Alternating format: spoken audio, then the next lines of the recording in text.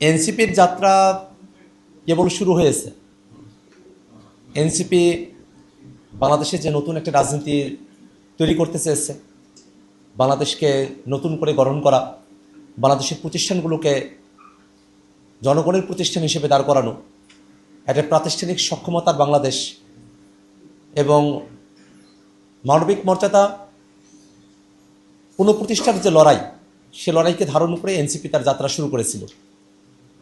আমরা বরাবরই বাংলাদেশে একটা মধ্যমপন্থী রাজনীতির কথা বলেছি। আল-হিরা গ্লোবাল এডুকেশন ফাউন্ডেশন ওস্তাদ মাওলানা জাফর আহমদ মজুমদার কর্তৃক পরিচালিত আল-হিরা কিডস হ্যাভেন, জামিয়াতুল হিরা আল ইসলামিয়া এবং আল-হিরা ইসলামিয়া দাখিল মাদ্রাসা হিপস বিভাগ ও মাদানী নিসাবে ভর্তি চলছে, যেখানে বাংলাদেশের সকল পক্ষ, সকল জাতিগোষ্ঠী, সকল ধর্মীয় মতবাদের মানুষ, তাদের সকলের একটা সম্মিলন থাকবে। আমরা সকলে মিলে নতুন করে একটা বাংলাদেশকে গঠন করতে পারবো, তেমন একটা আশাবাদের জায়গা থেকে এনসিপির যাত্রা। খুব অল্প সময় হলো জাতীয় নাগরিক কমিটি, সেখান থেকে জাতীয় নাগরিক পার্টির উদ্ভব। একটু পেছনের দিকে যদি আমরা তাকাই, এই যে জাতীয় নাগরিক পার্টি এনসিপি, আমরা হয়তো 1 বছর ধরে এই নামের সঙ্গে পরিচিত, কিন্তু এর পেছনে যে মানুষগুলো আছেন তারা কিন্তু গত 1 দশক ধরে নতুন একটা বাংলাদেশের জন্য তারা লড়াই সংগ্রাম জারি রেখেছেন। জাতীয় নাগরিক পার্টি এনসিপিতে যেসব তরুণদের আপনারা অন্তর্ভুক্তি দেখেন, যেসব মানুষদের অন্তর্ভুক্তি দেখেন, তারা তাদের বিশ্ববিদ্যালয় জীবনে, কলেজ জীবনে এই বাংলাদেশের চেপে বসা যে ফেসিবাদ এবং স্বৈরাচার, তার বিরুদ্ধে তারা নিরন্তর সংগ্রাম করে এসেছেন। অনেকেই আছেন যারা আন্দোলন সংগ্রাম করতে গিয়ে তাদের পড়ালেখাটাও খুব ভালো করে কন্টিনিউ করতে পারেন নাই, জেল জুলুমের শিকার হয়েছেন, তৎকালে ছাত্রলীগের তারা নির্যাতনের শিকার হয়েছেন, অনেকে পাঠচক্র করেছেন, আন্দোলন সংগ্রাম জারি রেখেছেন এবং নানাভাবে নতুন বাংলাদেশের যে প্রত্যয়, সেটার জন্য তারা কাজ করেছেন। সেই তরুণেরাই 24-এর অভ্যুত্থানে একত্রিত হলো। 24-এর অভ্যুত্থানের মধ্য দিয়ে নতুন একটা বাংলাদেশের স্বপ্ন আমাদের সামনে ধরা দিল। সেই স্বপ্নকে যাতে করে আমরা বাংলাদেশে প্রতিষ্ঠা করতে পারি, তেমন একটা ধারণার জায়গা থেকেই বৈষম্য বিরোধী আন্দোলন, সেখান থেকে জাতীয় নাগরিক কমিটির উদ্ভব। জাতীয় নাগরিক কমিটির পরের যে যাত্রা, আমরা বাংলাদেশে যে রাজনৈতিক পরিমণ্ডল, সেখানে তরুণদের অংশগ্রহণ, জনগণের কথা বলা, বিশেষত বাংলাদেশের সংস্কারের যে কার্যক্রম সেটাকে বাস্তবায়ন করা এবং বিচারকে একটা দৃশ্যমান জায়গায় উন্নীত করার স্বার্থেই জাতীয় নাগরিক কমিটি থেকে জাতীয় নাগরিক পার্টি এনসিপির উদ্ভব। এনসিপি তার 1 বছরের সময়কাল জুড়ে মানুষের কাছে যাওয়ার চেষ্টা করেছে। আমরা জুলাই পদযাত্রা করেছি, মানুষের দুয়ারে দুয়ারে গিয়েছি। আমরা দেখেছি যে মানুষের মধ্যে জাতীয় নাগরিক পার্টি এনসিপিকে নিয়ে কি উচ্ছ্বাস।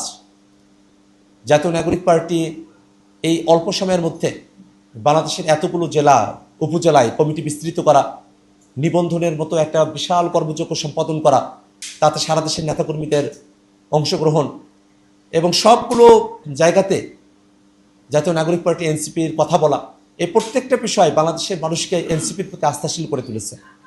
আমরা এবারের নির্বাচনে অংশগ্রহণ করেছি। যদিও সংসদে প্রতিনিধিত্বের জায়গা থেকে জাতীয় নাগরিক পার্টি এনসিপি 6টি আসন পেয়েছে, বিএনপি এবং জামাতের পরে একক দল হিসেবে 6টি আসন পাওয়ার ঘটনাকে অনেকে বড় করে দেখেন, কিন্তু তার থেকেও একটা জিনিস এখানে ভিতরগতভাবে আমাদের কাছে আরও বেশি গুরুত্বপূর্ণ আকারে আমাদের কাছে ধরা দেয়। আমরা দেখি যে জাতীয় নাগরিক পার্টি এনসিপি মাত্র 30টা আসনে নির্বাচনে অংশগ্রহণ করেছে, কিন্তু 30টা আসনে অংশগ্রহণ করা 3% ভোট পাওয়া, এটা কিন্তু কম নয়। আমরা যদি ভোটের পার্সেন্টেজ হিসেবে দেখি, তাহলে সংসদে প্রতিনিধিত্বের জায়গা থেকে এনসিপি যেমন দল হিসেবে 3য় সংখ্যাগরিষ্ঠ, ভোট পাওয়ার জায়গা থেকে মাত্র 30টা আসনে নির্বাচন করে ভোটের রেশিওতে 3য় অবস্থানে চলে আসা, এটা এনসিপির সবথেকে বড় সফলতা। এবং আমাদের জোটসঙ্গীরা যারা আছেন, তারা বিভিন্ন আসনগুলোতে নির্বাচন করেছেন, সেই জোটসঙ্গীদের যে ভোট, সেখানেও জাতীয় নাগরিক পার্টি এনসিপির সমর্থন, এনসিপির সাংগঠনিক যে সক্ষমতা আছে, তার বাইরে গিয়েও এনসিপির যে গ্রহণযোগ্যতা, সব কিছুর একটা প্রভাব সেই আসনগুলোতেও পড়েছে। সব কিছু মিলিয়ে আমরা দেখি যে এনসিপির সারা দেশব্যাপী এই শাপলাকলি মার্কার প্রতি জনগণের যে একটা আস্থা এবং জনগণের যে বিশ্বাসের একটা জায়গা তৈরি হয়েছে, সেটাই আমাদের কাছে সবথেকে বড় প্রাপ্তির জায়গা। তো এখনকার যে বাংলাদেশ, সেই বাংলাদেশে আমরা বরাবরই নতুন করে বাংলাদেশের রাষ্ট্র কাঠামোকে সাজানোর পক্ষে। এই বাংলাদেশের রাষ্ট্র কাঠামোর রন্ধ্রে রন্ধ্রে যে জুলুমশাহীর নিশানাগুলো রয়েছে, সেগুলোকে ভেঙে চুরমার করে দিয়ে বাংলাদেশে ফেসিবাদের সমস্ত ধরনের উপাদানগুলোকে রাষ্ট্র কাঠামো থেকে, এই জঞ্জালগুলোকে সরিয়ে দিয়ে বাংলাদেশকে সত্যিকার অর্থে একটা গণতান্ত্রিক বাংলাদেশে রূপান্তর করা, বাংলাদেশের সকল জাতিসত্তার মানুষের তাদের অধিকারগুলোকে সুরক্ষিত করা এবং সত্যিকার অর্থেই সকলের কাছে নাগরিক হিসেবে তাদের যে প্রাপ্তির জায়গাগুলো আছে, তাদের অধিকারের জায়গাগুলো আছে, সেগুলোকে পৌঁছে দেওয়ার যে জার্নি, সেটাকেই তথ্যের আকারে, ঘটনা প্রবাহের আকারে, ইঙ্গিতে সুন্দর করে এনসিপির যাত্রা বইয়ের মধ্যে সন্নিবেশ করা হয়েছে। এটা একটা 1 বছরের যাত্রা বা তারও একটু কম সময়ের যাত্রা পথ সেখানে উল্লেখিত হয়েছে। একটা দীর্ঘ সময় এনসিপির সামনের দিনের যাত্রাটা থাকবে।